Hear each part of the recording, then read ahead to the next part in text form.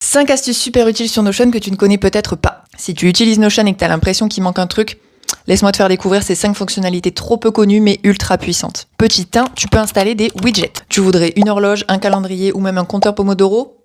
C'est possible. Tu peux intégrer des widgets Notion hyper facilement dans tes pages en utilisant le bloc intégration. Une fois que tu as ajouté ton bloc intégration, tu n'as plus qu'à copier-coller le lien de ton widget à l'intérieur et c'est bon. D'ailleurs, si c'est quelque chose qui t'intéresse, tu peux télécharger gratuitement 4 widgets sur mon site. Astuce 2, les modèles tout prêts dans tes bases de données. Tu savais que tu pouvais créer des modèles personnalisés dans tes bases de données Notion?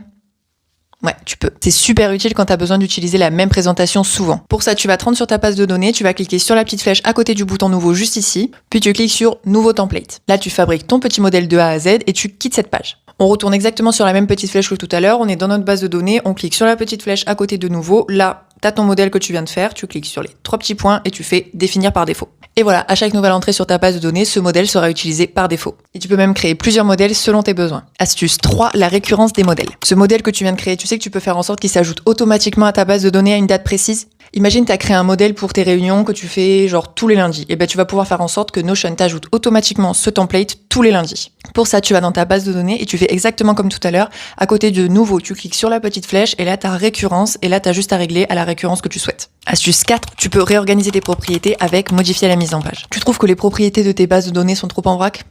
C'est la solution. Ouvre n'importe quelle entrée de ta base de données, clique sur les 3 petits points en haut à droite et là tu fais modifier la mise en page. C'est ici que tu vas pouvoir mieux organiser tes propriétés. Tu vas cliquer sur groupe de propriétés et ici tu vas pouvoir ajouter plusieurs sections pour organiser tes propriétés. Tu vas pouvoir créer des sections comme je sais pas, informations, détails ou données. Ensuite, tu as juste à glisser les propriétés associées sous la section que tu viens de créer.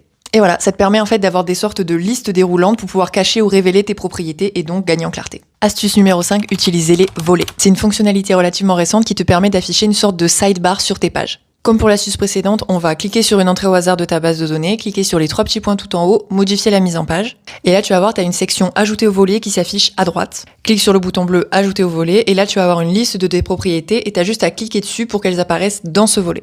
Et voilà, t'as plus qu'à cliquer sur appliquer à toutes les pages. Et maintenant, à chaque fois que tu vas survoler le titre de ta page, tu vas voir en dessous afficher les détails, tu cliques et t'as la sidebar qui apparaît sur le côté. Et quand tu veux le fermer, t'as juste à cliquer sur les 2 flèches tout en haut, fermer le volet. Alors, tu connaissais déjà ces 5 astuces?